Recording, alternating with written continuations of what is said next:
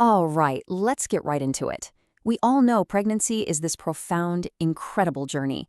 But what if I told you that right now, a silent, secret construction project is happening inside you? We're not just talking about growing a baby, we're talking about building a mind, a future, an entire world. So, what if your most innocent, everyday habits were secretly designing your baby's future?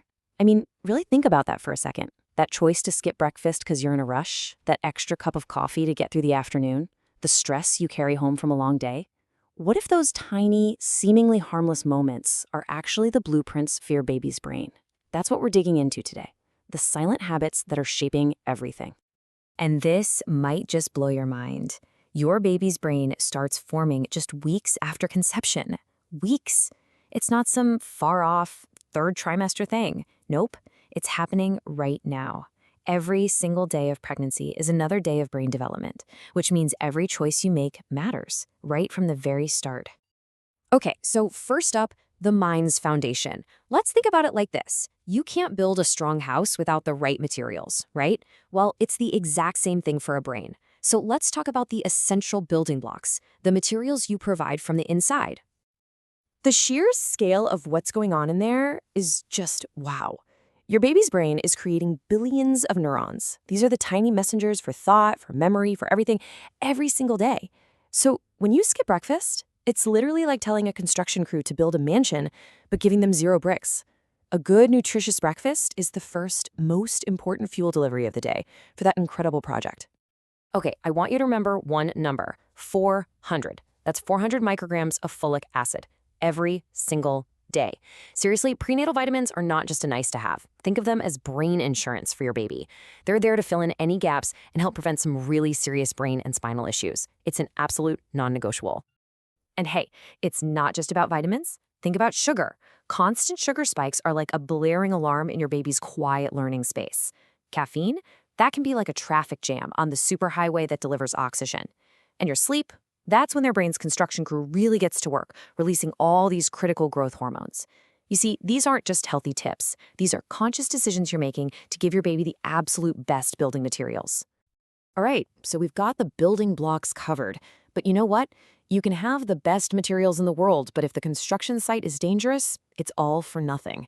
So now, let's talk about protecting the sanctuary, the environment inside the womb. This is so important. When you're stressed and anxious, your baby feels it. It's not just in your head. That constant worry actually floods their world with stress hormones, and that can slow down their development. Your emotional state is their environment.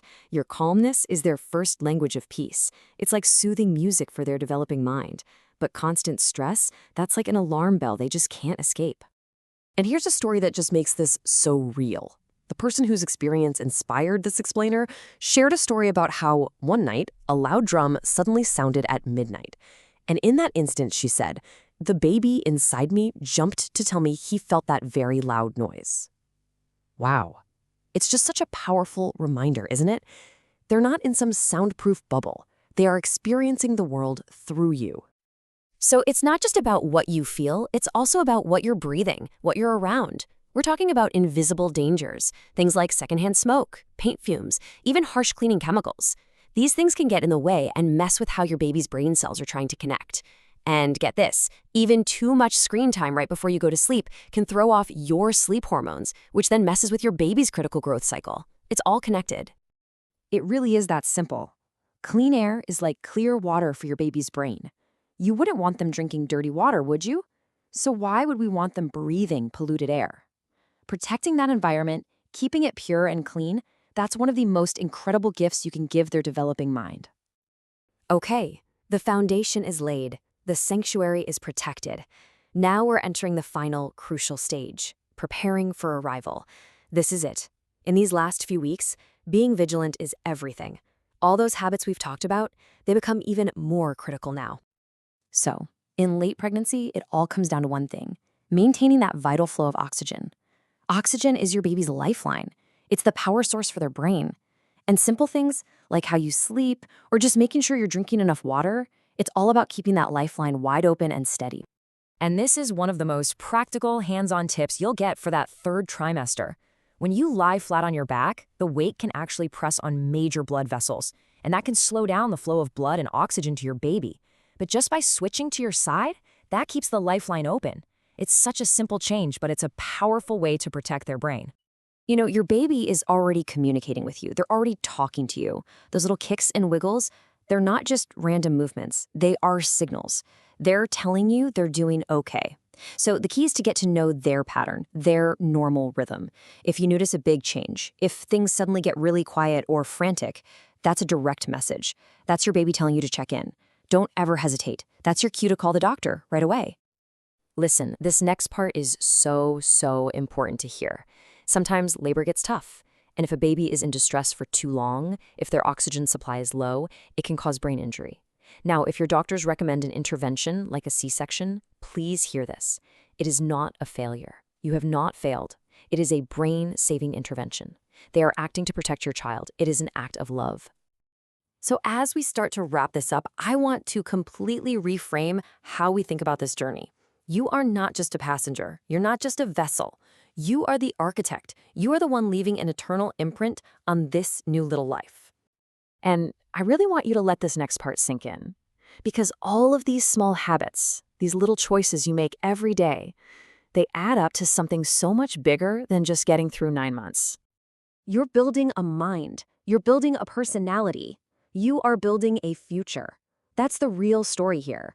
Every healthy meal, every extra hour of rest you get, every time you choose to take a deep breath instead of stressing out, you're literally shaping their intelligence, their resilience, the very person they're going to become. And please remember this. Your well-being is their well-being. They're one and the same right now. So when you take care of yourself, you are directly taking care of your baby. Every calm breath you take, every good meal you eat, every smile you give yourself, that matters. That becomes a part of their world, a part of their foundation. Look, this is not about being perfect. Nobody's perfect. This is about being intentional. It's about understanding the power you have. Every single positive choice you make is a gift to your baby's future. So the real question, the one I want to leave you with, is this. Knowing what you know now, what imprint will you leave on your baby's mind forever?